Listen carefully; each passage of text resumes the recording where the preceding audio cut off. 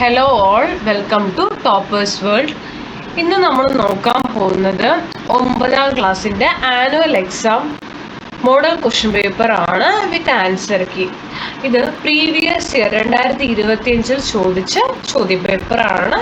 അപ്പോൾ ഇതൊരു model question പേപ്പറായി കണ്ട് നിങ്ങൾ ഉത്തരങ്ങൾ എഴുതുക. മലയാളം മീഡിയത്തിൻ്റെയാണ് നമ്മളിത് നോക്കുന്നത്. ഇംഗ്ലീഷ് മീഡിയത്തിൻ്റെയും നമ്മുടെ ചാനലിൽ അവൈലബിൾ ആണ്. ഗണിതം 9ാം ക്ലാസ്സിൻ്റെ. അപ്പോൾ ഓൾമോസ്റ്റ് ഇതുപോലെ തന്നെ ആയിരിക്കും ചോദ്യങ്ങൾ ഉണ്ടായിരിക്കുക. പാറ്റേൺ ഇത് തന്നെ ആയിരിക്കും. ചോദ്യങ്ങളും റിപ്പീറ്റ് ചെയ്യാൻ സാധ്യത കൂടുതലാണ്. അപ്പോൾ നിങ്ങൾ മാക്സിമം ഇത് അറ്റൻഡ് ചെയ്യുക. ഏതൊക്കെ ഭാഗത്തു നിന്നാണ് ചോദ്യങ്ങൾ ചോദിച്ചതെന്ന് നോക്കി ആ ഭാഗങ്ങൾ കൂടുതൽ ഫോക്കസ് ചെയ്ത് പഠിക്കാൻ വേണ്ടി ശ്രമിക്കുക. അപ്പോൾ നമുക്ക് ക്ലാസ്സിലേക്ക് കടക്കാം. ഈ പരീക്ഷയിലേക്ക് കടക്കുന്നതിന് മുമ്പ് നമ്മുടെ ഈ ചാനൽ ആദ്യമായി കാണുന്നവരാണ് നിങ്ങളെങ്കിൽ സബ്സ്ക്രൈബ് ചെയ്തൊന്ന് സപ്പോർട്ട് ചെയ്യാൻ വേണ്ടി ശ്രമിക്കുക. അതുപോലെ തന്നെ നിങ്ങൾക്ക് ഈ ക്ലാസ്സുകൾ ഉപകാരപ്പെട്ടു എന്ന് തോന്നുകയാണെങ്കിൽ ഒന്ന് ലൈക്ക് ചെയ്യാനും മറക്കരുത്. അപ്പൊ നമുക്ക് നോക്കിയാലോ. 9ാം ക്ലാസ്സിന്റെ ഗണിതമാണ് നമ്മൾ നോക്കുന്നത്. ആദ്യ ചോദ്യം, ഗണിത പരീക്ഷയിൽ 8 കുട്ടികൾക്ക് ലഭിച്ച മാർക്ക് ചുവടെ കൊടുക്കുന്നു. അപ്പൊ നമുക്ക് 70, 65, 45, 54, 72, 66, 58, 50 മാർക്കുകളുടെ മാധ്യം കണക്കാക്കുക എന്നുള്ളതാണ്. മാധ്യം എങ്ങനെ കണക്കാക്കാൻ നോക്കാം. അപ്പൊ എല്ലാം കൂടി കൂട്ടിയിട്ട് എത്ര എണ്ണം ഉണ്ടെന്ന് എണ്ണ. 1, 2, 3, 4, 5, 6, 7, 8. അപ്പൊ ഇതെല്ലാം മേലത്തെ തന്നിരിക്കുന്ന സംഖ്യകളെല്ലാം കൂടി കൂട്ടുക, ബൈ എണ്ണം ചെയ്യുക. അപ്പൊ 480/8 ചെയ്യുക. അപ്പൊ നമ്മുടെ ഉത്തരമായിട്ട് എന്തെന്ന് വരും? 60 എന്ന് വരും. 480 ഹരിക്കണം ചെയ്താൽ മതി. അപ്പൊ നമുക്ക് 8 ചെയ്താൽ മതി, 60 കിട്ടിക്കോളൂ കേട്ടോ. അടുത്ത ചോദ്യം നോക്കാം നമുക്ക്. രണ്ട് സംഖ്യകളുടെ തുക 21ഉം അവയുടെ വ്യത്യാസം 5ഉമാണ്. അപ്പൊ തുക എന്ന് പറയുമ്പോൾ x+y ആണ്. x+y 21 ആണ്. x-y 5 ആണ്. അപ്പൊ നമുക്ക് കാണേണ്ടത് സംഖ്യകൾ ഏതൊക്കെയാണെന്നാണ് കണ്ടുപിടിക്കേണ്ടത്. നമുക്ക് നോക്കാം ഉത്തരം. അപ്പൊ നമുക്കത് കാണാനുള്ള മെത്തേഡാണ് x+y/2ഉം x-y/2ഉം ചെയ്താൽ ഉത്തരം കിട്ടും. 13ഉം 8ഉമാണ് ഉത്തരം വരിക. അടുത്ത ചോദ്യം, ഒരു വൃത്തത്തിന്റെ പരപ്പളവ് 4 പൈ ചതുരശ്ര സെന്റിമീറ്റർ ആണ്. വൃത്തത്തിന്റെ ആരം എത്ര എന്നാണ്. അപ്പൊ നിങ്ങൾക്ക് അറിയാലോ, വൃത്തത്തിന്റെ പരപ്പളവാണ് തന്നിരിക്കുന്നത് അല്ലെ, ഏരിയ ആണ്. അപ്പൊ 4 പൈ ചതുരശ്ര സെന്റിമീറ്റർ തന്നിട്ടുണ്ട്. ആരം നമ്മൾ കണ്ടുപിടിക്കണം. അപ്പൊ r² = 4π/π ചെയ്യുക. പൈയും പൈയും ക്യാൻസൽ ആയ r² 4 ആണ്. അപ്പൊ r² കളയുമ്പോൾ ഈ 4ന്റെ മേലെ റൂട്ട് വരും കേട്ടോ. 4 എന്തിൻ്റെയാണ്? 2ന്റെ ആണ്. അപ്പൊ 2 സെന്റിമീറ്റർ ആൻസർ വരും. അടുത്ത ചോദ്യം, ചിത്രത്തിലെ വൃത്തത്തിന്റെ ഷെയ്ഡ് ചെയ്യാത്ത ഭാഗത്തിന്റെ പരപ്പളവ് വൃത്തത്തിന്റെ ആകെ പരപ്പളവിന്റെ എത്ര ഭാഗമാണെന്ന് കണ്ടുപിടിക്കണം. മൊത്തം എന്താണ് വരിക? 360 ആണ് ഒരു വൃത്തം എന്ന് പറഞ്ഞാൽ. 40, 50, 30 ഡിഗ്രി അവർ തന്നിട്ടുണ്ട്. അപ്പൊ അത് കൂട്ടുക. അപ്പൊ 120/360 കിട്ടും. നമുക്ക് 120ൽ 0 0 പോയി 12 36 ക്യാൻസൽ ചെയ്ത് 1/3 ഭാഗം എന്ന് കിട്ടും. അപ്പൊ 1/3 ഭാഗമാണ് മൊത്തം. 3 ഭാഗത്തിൽ ഒരു ഭാഗം ഷെയ്ഡ് ചെയ്തതാണെങ്കിൽ ബാക്കി എത്രയുണ്ട്? 3ൽ 1 പോയാൽ ബാക്കി 2 ഭാഗം അല്ലെ. 2/3 ഭാഗം ഷെയ്ഡ് ചെയ്യാത്തതാണ്. അപ്പൊ 4 ചോദ്യങ്ങൾ കഴിഞ്ഞു. 5ാമത്തെ ചോദ്യം, ചിത്രത്തിൽ ABC ഒരു മട്ടത്രികോണമാണ്. AB 1 സെന്റിമീറ്റർ ആണ്. AC 2 മീറ്റർ ആണ്. മീറ്റർ ആണ്, സെന്റിമീറ്റർ അല്ല. ദെൻ BCയുടെ നീളം എത്രയാണെന്ന് നമ്മൾ കാണണം. ഈ BCയുടെ നീളമാണ് നമ്മൾ കാണേണ്ടത്. അപ്പൊ അതിൽ പൈതഗോറസ് തിയറം അപ്ലൈ ചെയ്യുക. നിങ്ങൾക്ക് ഹൈപ്പോട്ടന്യൂസും അതുപോലെ തന്നെ പാദവും തന്നിട്ടുണ്ട്. നമ്മൾ എന്ത് ചെയ്യുക? 2² - 1² ചെയ്യുക. 2² 4ഉം അതേപോലെ തന്നെ 1² 1ഉമാണ്. 4 - 1 എന്തെന്ന് വരും? √3 ഉത്തരം വരും. അടുത്തത്, BC വശമായ സമചതുരത്തിന്റെ ചുറ്റളവ് സെന്റിമീറ്റർ വരെ കൃത്യമായി കണക്കാക്കുക. അതിന്റെ ചുറ്റളവാണ് 4 × 4 × √3 ചെയ്താൽ മതി. അപ്പൊ നമുക്ക് 4 × √3ന്റെ വാല്യൂ ആണ് 1.73. അത് ചെയ്യുമ്പോൾ 6.92 മീറ്റർ ഉത്തരമായിട്ട് ലഭിക്കും. അടുത്തത് 6ാമത്തെ ചോദ്യം, ഒരു സമഷഡ്ഭുജ സ്തംഭത്തിന്റെ പാദവക്കിന്റെ നീളം 8 സെന്റിമീറ്ററും ഉയരം 15 സെന്റിമീറ്ററുമാണ്. സ്തംഭത്തിന്റെ പാദപരപ്പളവ് കണക്കാക്കുക. സ്തംഭത്തിന്റെ വ്യാപ്തം കണക്കാക്കുക. അപ്പൊ സ്തംഭമാണ് നമുക്ക് വേണ്ടത്. അപ്പൊ പാദപരപ്പളവ് കാണാനുള്ള ഫോമാണ് 6 × √3/4 എന്താ വരിക? പാദവക്കാണ് കേട്ടോ. ഇൻറ്റു പാദവക്ക് സ്ക്വയർ ആണ് വരിക. അപ്പൊ നമ്മൾ എന്ത് ചെയ്യുക? 6 × √3/4 × 8² ചെയ്യുക. അപ്പൊ 96 വരും. ഇതാണ് ഫോർമുല കേട്ടോ. Side a². 6 × √3/4 a² ആണ് സമഷഡ്ഭുജത്തിന്റെ പരപ്പളവ്. ഷഡ്ഭുജം എന്ന് പറഞ്ഞാൽ 6 വശമാണ്, അതുകൊണ്ടാണ് 6 ഇവിടെ വന്നത് കേട്ടോ. അടുത്തത് സ്തംഭത്തിന്റെ വ്യാപ്തം കാണാനുള്ള ഫോർമുലയാണ് പാദപരപ്പളവ് ഇൻറ്റു ഉയരം. പാദപരപ്പളവ് നമുക്ക് കിട്ടിയ 96√3 ആണ്. ഉയരം അവർ തന്നിട്ടുണ്ട് 15. അപ്പൊ ഇത് രണ്ടും കൂടി ഗുണിക്കുക. √3 അവിടെ തന്നെ നിർത്തിയിട്ട് 96-നെയും 15-നെയും ഗുണിച്ച് നോക്കിയാൽ നിങ്ങൾക്ക് 1440 ഉത്തരം വരും കേട്ടോ. അതേ √3 ഘന സെന്റിമീറ്റർ എഴുതി വെക്കാം. അടുത്ത ചോദ്യം, ചിത്രത്തിൽ ABC ഒരു സമഭുജ ത്രികോണമാണ്. CD 2√3 തന്നിട്ടുണ്ട്. AB-യുടെ നീളം എത്ര സെന്റിമീറ്റർ ആണ്? ABC-യുടെ പരപ്പളവും കാണണം. സോ നമുക്ക് ഇവിടെ AB-യുടെ നീളം എന്ന് പറയുന്നത് 2 × 2 4 ഉത്തരം വരിക. 4 സെന്റിമീറ്റർ ആണ്. അതുപോലെ തന്നെ ത്രികോണം ABC-യുടെ പരപ്പളവ് കാണാൻ √3/4 × 4² ചെയ്യുക. അപ്പൊ നമുക്ക് 4√3 ഉത്തരം വരും. സമഭുജ ത്രികോണത്തിന്റെ പരപ്പളവ് കാണാനാണ് √3/4 a² ആണ് ഫോർമുല വരിക. അടുത്തത്, ഒരു വൃത്തത്തിൽ കേന്ദ്രകോൺ 80 ഡിഗ്രി ആയ ചാപത്തിന്റെ നീളം 12 സെന്റിമീറ്റർ ആണ്. ഇതേ വൃത്തത്തിൽ കേന്ദ്രകോൺ 20 ഡിഗ്രി ആയ ചാപത്തിന്റെ നീളം എത്ര? ആരം ഇതിന്റെ 1.5 മടങ്ങും കേന്ദ്രകോൺ 20 ഡിഗ്രിയുമായ ചാപത്തിന്റെ നീളം എത്ര? അപ്പോ ഒരു വൃത്തത്തിലെ ചാപം എന്ന് പറയുന്നത് ആർക്കാണ് കേട്ടോ. അപ്പൊ ഒരു വൃത്തത്തിലെ ചാപത്തിന്റെ നീളം അതിന്റെ കേന്ദ്രകോണിന് ആനുപാതികമാണ്. 1/4 × 12 ചെയ്താൽ 3 സെന്റിമീറ്റർ നമുക്ക് വരും. അടുത്തത്, ഒരേ കേന്ദ്രകോണുകളുള്ള ചാപങ്ങളുടെ നീളം അവ ഭാഗമായ വൃത്തങ്ങളുടെ ആരങ്ങൾക്ക് ആനുപാതികമാണ്. അപ്പൊ എന്താ ചെയ്യേണ്ടത്? ഇവിടെ ആരം ഇതിന്റെ 1.5 മടങ്ങ് അല്ലെ, 1.5 × 3 ചെയ്യുക. അപ്പൊ 4.5 സെന്റിമീറ്റർ ഉത്തരം വരും. അടുത്ത ചോദ്യം, ചുറ്റളവ് 13 സെന്റിമീറ്റർ ആയ സമഭുജ ത്രികോണം വരയ്ക്കുക. അപ്പൊ ചുറ്റളവ് 13 സെന്റിമീറ്റർ ആണ്. 13 സെന്റിമീറ്റർ നീളമുള്ള വര വരയ്ക്കുന്നതിന് ഈ വരയെ 3 തുല്യ ഭാഗങ്ങളായി മുറിക്കുന്നതിന് ഇതിലൊരു ഭാഗം വശമായി സമഭുജ ത്രികോണം പൂർത്തിയാക്കുന്നതിന് നമുക്ക് ഇങ്ങനെ വേണം വരയ്ക്കണമെങ്കിൽ. ഇതാണ് ഫിഗർ വരിക കേട്ടോ. സമഭുജ ത്രികോണമാണ് നമ്മൾ വരയ്ക്കുന്നത്. നമുക്ക് ത്രികോണം ഇവിടെയാണ് കിട്ടുക കേട്ടോ. ഇങ്ങനെ വേണം ഫിഗർ വരയ്ക്കണമെങ്കിൽ. 10ാമത്തെ ചോദ്യം, വൃത്തത്തിന്റെ ആരവും ചുറ്റളവും തമ്മിലുള്ള ബന്ധം സൂചിപ്പിക്കുന്ന നമുക്ക് താഴെ തന്നിട്ടുണ്ട് പട്ടിക. അപ്പൊ നമ്മൾ ഈ പട്ടിക ആദ്യം പൂർത്തിയാക്കണം. വൃത്തത്തിന്റെ ചുറ്റളവ് ആരത്തിന് ആനുപാതികമാണ്. ആണെങ്കിൽ ആനുപാതിക സ്ഥിരം എന്താണ്? അപ്പൊ നമുക്ക് ഇവിടെ 7 വാല്യൂ എന്ന് പറയുന്ന പട്ടിക പൂർത്തിയാക്കുകയാണ്. 2πr ആണ് വരിക. ഇവിടെ വൃത്തത്തിന്റെ ചുറ്റളവ് ആരത്തിന് ആനുപാതികമാണ്. ആനുപാതിക സ്ഥിരം 2π. അതായത് ഇതിന്റെ ഉത്തരം എന്താ? 2π ആണ് വരിക. 11ാമത്തെ ചോദ്യം, 2 വൃത്തസ്തംഭങ്ങളുടെ പാദത്തിന്റെ ആരങ്ങൾ 1:2. ഉയരത്തിന്റെ അംശബന്ധം 4:3 ആണ്. ഇവയുടെ പാർശ്വതല പരപ്പളവുകൾ തമ്മിലുള്ള അംശബന്ധം എന്താണ്? അടുത്ത ചോദ്യം, 1ാമത്തെ വൃത്തസ്തംഭത്തിന്റെ പാർശ്വതല പരപ്പളവ് 30 ചതുരശ്ര സെന്റിമീറ്റർ ആയാൽ 2ാമത്തെ വൃത്തസ്തംഭത്തിന്റെ പാർശ്വതല പരപ്പളവ് എത്ര എന്നാണ്. നമുക്ക് ആദ്യം തന്നെ ആരങ്ങളെ നമ്മൾ 6 എന്നും 2r എന്നും എടുത്തു. റേഷ്യോ മാറ്റിയിട്ട് ഉയരങ്ങളെ 4h 3h എന്നും എടുത്തു. പാർശ്വതല പരപ്പളവുകളുടെ അംശബന്ധം നമുക്ക് ആദ്യം എഴുതാം. 2πr, അതായത് 2πr × 4h കൊടുത്തു. അതേപോലെ ഇവിടെ 2π × 2r × 3h റേഷ്യോ കൊടുത്തു. അപ്പൊ നമ്മൾക്ക് ഇത് സോൾവ് ചെയ്യുന്ന സമയത്ത് നമുക്ക് 4:6 ആണ് വരിക. അതിന് നമ്മൾ ഒന്നുകൂടി ചെറുതാക്കുമ്പോൾ 2:3 എന്ന് വരും. 2ാമത്തെ വൃത്തസ്തംഭത്തിന്റെ പാർശ്വതല പരപ്പളവ് കാണാൻ ഇവിടെ 30 തന്നിട്ടുണ്ടല്ലോ. 30/2 × 3 ചെയ്യുക. അപ്പൊ നമുക്ക് 45 ഉത്തരമായിട്ട് വരും. അടുത്ത ചോദ്യം, p(x) തന്നിട്ടുണ്ട്. x² + 3x + 2 എന്ന ബഹുപദത്തിൽ p(0) കാണണം, p(1) കാണണം, p(1 + p(-1/p(0) കാണണം. നിങ്ങൾക്ക് അറിയാലോ, എക്സിന്റെ അവിടെ, ഇതിൽ എക്സിന്റെ അവിടെയൊക്കെ ആദ്യം 0 ഇട്ടിട്ട് ആദ്യം കാണുക. നമ്മുടെ വാല്യൂ വരുന്നത് P(0) 2 വരും.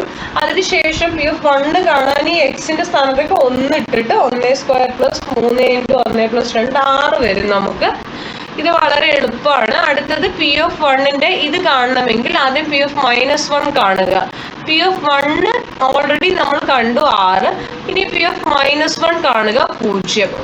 P(0) നമ്മൾ കണ്ടിട്ടുണ്ട് 2. ഇത് അങ്ങോട്ട് സബ്സ്റ്റിറ്റ്യൂട്ട് ചെയ്ത് കൊടുക്കുക. അപ്പൊ 6 + 0/2 6/2 3 ഉത്തരമായിട്ട് വരും. അടുത്തത് ചിത്രത്തിൽ വലിയ അർദ്ധവൃത്തത്തിന്റെ വ്യാസം 8 സെന്റിമീറ്റർ ആണ്.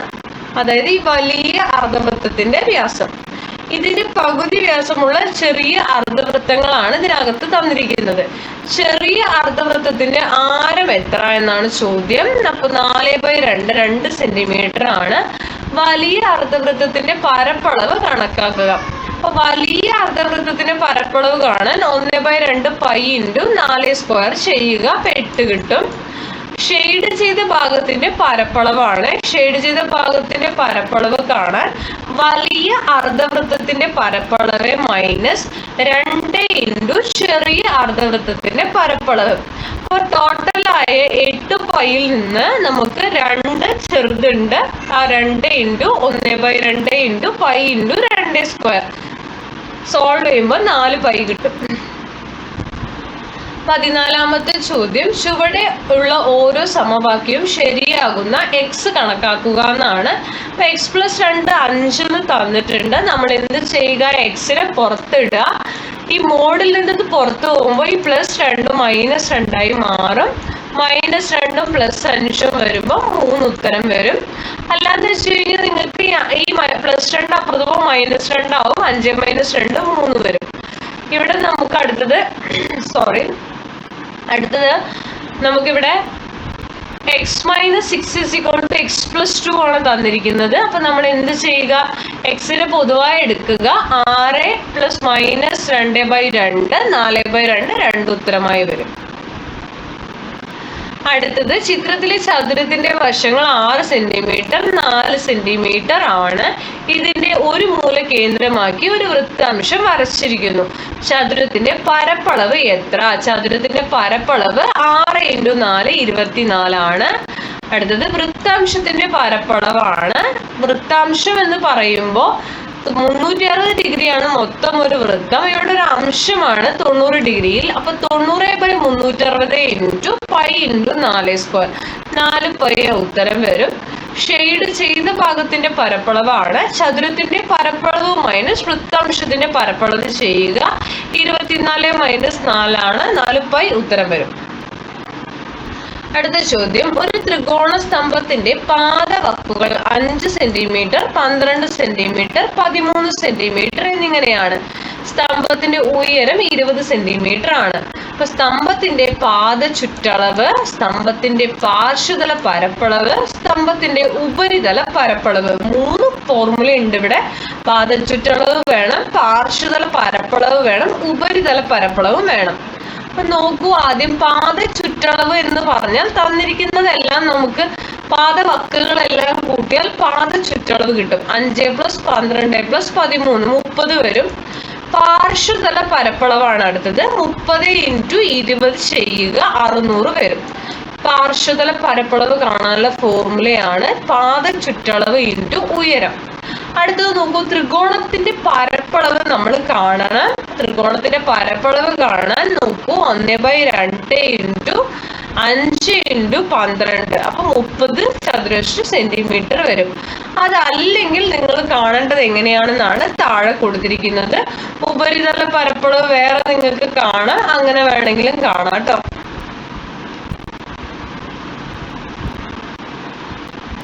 അടുത്ത ചോദ്യം, ഒരു ചതുരത്തിന്റെ നീളവും വീതിയും 1 മീറ്റർ വീതം കുറച്ചാൽ പരപ്പളവ് 99 ചതുരശ്ര മീറ്ററും 1 മീറ്റർ വീതം കൂട്ടിയാൽ 143 ചതുരശ്ര മീറ്ററും ആകും. ചതുരത്തിന്റെ പരപ്പളവ് എത്രയാണ്?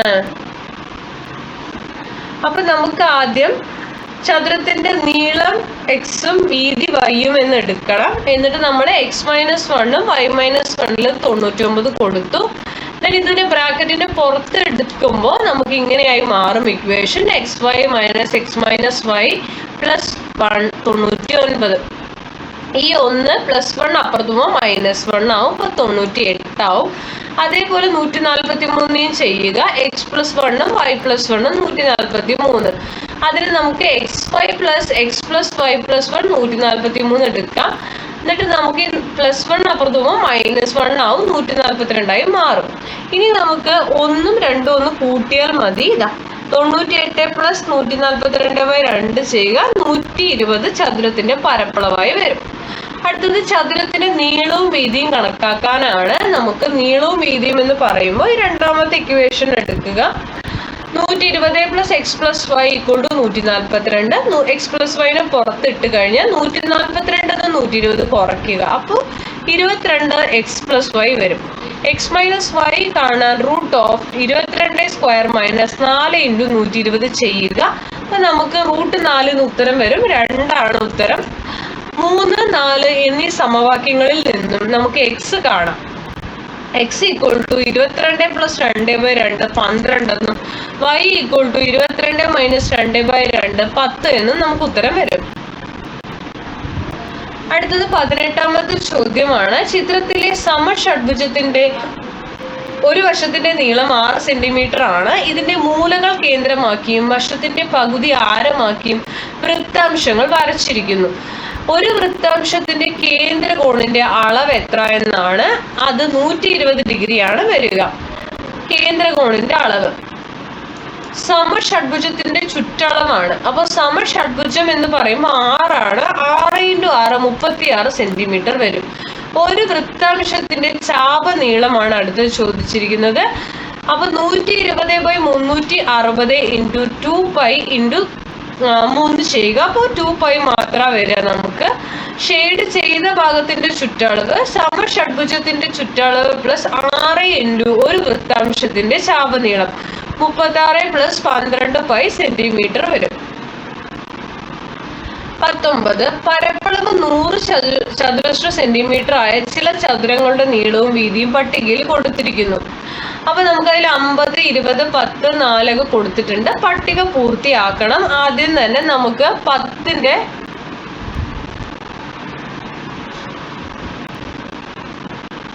ഇങ്ങനെയാണ് വരിക. നീളം 10, വീതി 10 തന്നെയാണ്. ഇവിടെ നീളം 4, വീതി 25. ഈ അതിൽ ബി ക്വസ്റ്റ്യൻ വരുന്നത് പട്ടിക ഉപയോഗിച്ച് നീളം എക്സ് വീതി വൈ എന്നെടുത്ത് ഇവ തമ്മിലുള്ള ബന്ധം ബീജഗണിത സമവാക്യമായിട്ട് എഴുതണം. അനുപാതത്തിന്റെ പാർഷ്യലി ബന്ധം എങ്ങനെ എഴുതാമെന്നും നമ്മൾ എഴുതണം. ഇപ്പൊ എക്സ് വൈ എടുത്ത് എഴുതുമ്പോൾ xy = 100 എന്ന് എഴുതാം. അല്ലെങ്കിൽ x = 100/y എന്നും എഴുതാം. ഇനി സിയില് x = 100/y അല്ലെങ്കിൽ y = 100/x അല്ലെങ്കിൽ എക്സും വൈയും വിപരീത അനുപാതത്തിലാണ്. ഇങ്ങനെ എഴുതി വെക്കാവുന്നതാണ്. അടുത്ത ചോദ്യം പി ഓഫ് എക്സ് എന്ന് പറഞ്ഞ x-2 എന്ന ബഹുപദത്തിന്റെ ചിത്രരൂപം വരയ്ക്കുക. അപ്പൊ അതിങ്ങനെയാണ് ചിത്രരൂപം നിങ്ങൾ വരയ്ക്കേണ്ടത്. നമ്മുടെ x ആക്സിസും y ആക്സിസും വരച്ചു കൊടുക്കുക. എക്സും പി ഓഫ് എക്സും തന്നിട്ടുണ്ട്. അത് കറക്റ്റ് ആയിട്ട് അതേപോലെ തന്നെ മാർക്ക് ചെയ്ത് കൊടുക്കുക. അത് മാർക്ക് ചെയ്തതിന് ശേഷം ആ ജോയിൻ ചെയ്ത് നിങ്ങൾ വരയ്ക്കുക. 21 ഒരു കർഷക ക്ലബിലെ അംഗങ്ങളുടെ എണ്ണം പ്രായത്തിനനുസരിച്ച് തരംതിരിച്ച് തന്നിട്ടുണ്ട്. ക്ലബിൽ ആകെ എത്ര അംഗങ്ങളുണ്ട്? ആകെ അംഗങ്ങൾ 40 ആണ്. അതിൽ അവരുടെ പ്രായത്തിന്റെ മാധ്യം കാണാൻ പറഞ്ഞിട്ടുണ്ട്. അപ്പൊ നമ്മൾ ആകെ പ്രായം കാണണം. ആകെ പ്രായം 1920 ആണ്. അതേപോലെ അംഗങ്ങളുടെ എണ്ണം ചെയ്യുക. അപ്പൊ 48 നമുക്ക് ഉത്തരമായിട്ട് വരും. അടുത്ത ചോദ്യം ചിത്രത്തിൽ ഒരു വശത്തിന്റെ നീളം 10 സെന്റിമീറ്റർ ആയ സമഭുജ ത്രികോണത്തിന്റെ ഒരു മൂല കേന്ദ്രമായി വൃത്തം വരച്ചിരിക്കുന്നു. വൃത്തത്തിന്റെ ആരം 6 സെന്റിമീറ്റർ ആണ്. അപ്പൊ ആംഗിൾ BAC കാണണം. ആംഗിൾ BAC എന്താ വരിക? 60 ഡിഗ്രിയാണ് വരിക കേട്ടോ. ഇവിടെയാണ് 60 ഡിഗ്രി. ഷെയ്ഡ് ചെയ്യാത്ത വൃത്താംശത്തിന്റെ പരപ്പളവ്, അതായത് ഈ ഭാഗത്തിന്റെ പരപ്പളവ് കാണണം. അതേപോലെ ഷെയ്ഡ് ചെയ്ത ഭാഗങ്ങളുടെ ആകെ പരപ്പളവ് നമ്മൾ കണ്ടുപിടിക്കണം. അപ്പൊ അത് നമുക്ക് നോക്കാം. ഷെയ്ഡ് ചെയ്യാത്ത വൃത്താംശത്തിന്റെ പരപ്പളവ് ആകെ 60 ഡിഗ്രിയിലാണ് കിടക്കുന്നത്. മൊത്തം 360 അല്ലെ. 60/360 ഇൻറ്റു പൈ ഇൻറ്റു r² വരും. 6 പൈ ആണ് ഉത്തരം വരിക. കാരണം ഈ 0 കട്ടായി പോയി. ഈ 6 36. പിന്നെ ഇവിടെ 6ന്റെ സ്ക്വയർ എന്ന് പറഞ്ഞാൽ 2 6 എന്നാണ് അർത്ഥം കേട്ടോ. അപ്പൊ ഇതിലൊരു 6ഉം ഈ ഒരു 6ഉം പോയി. ബാക്കി ഒരു 6ഉം ഈ ഒരു പൈയും മാത്രമേ കാണൂ.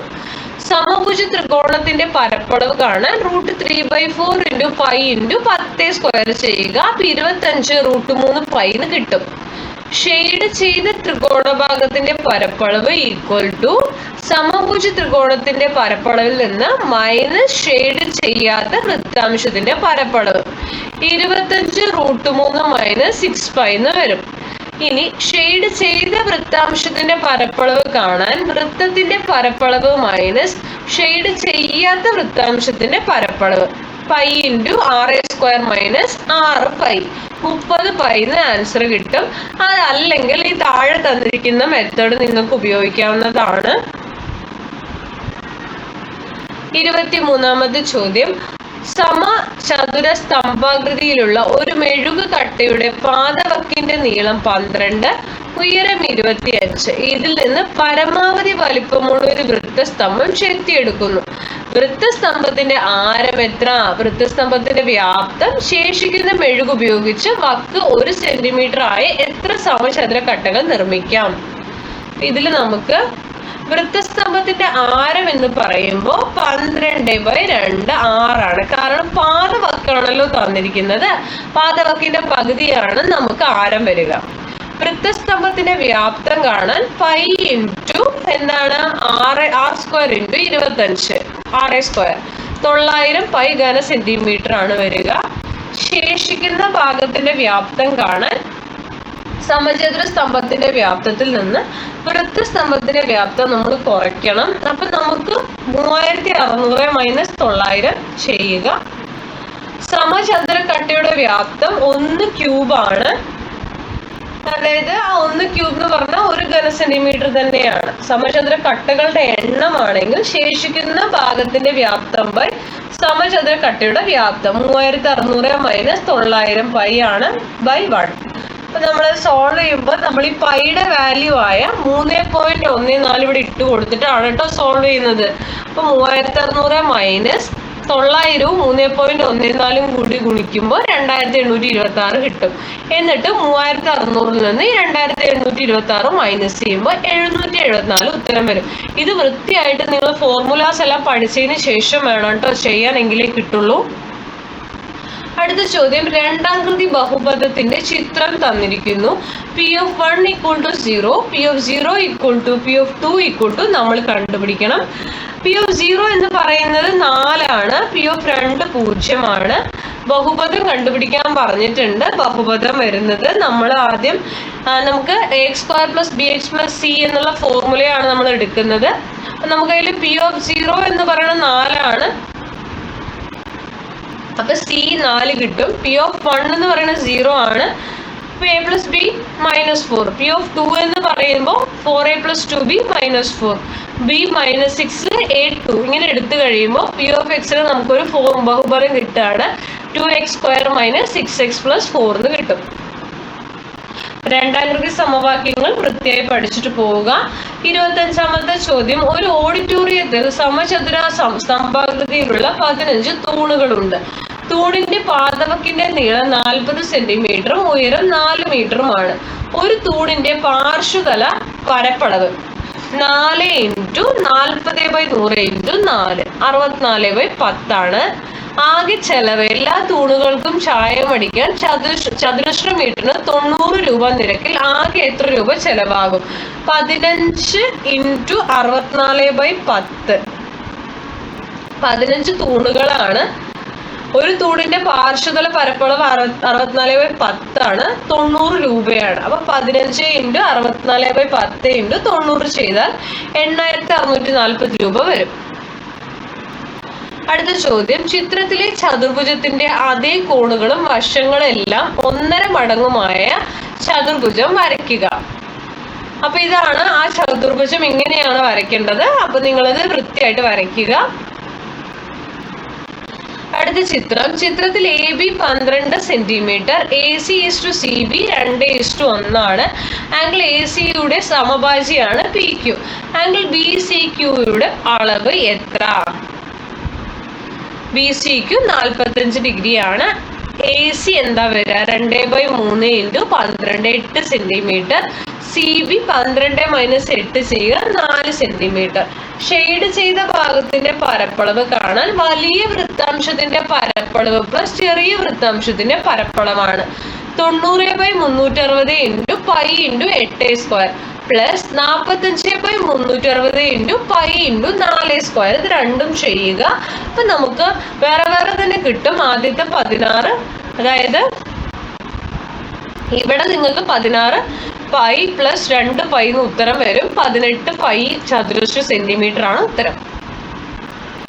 അടുത്തത്, ഒരു പ്രദേശത്തെ 20 കുടുംബങ്ങളുടെ വൈദ്യുതി ഉപയോഗം പട്ടികയായി ചുവടെ കൊടുക്കുന്നു.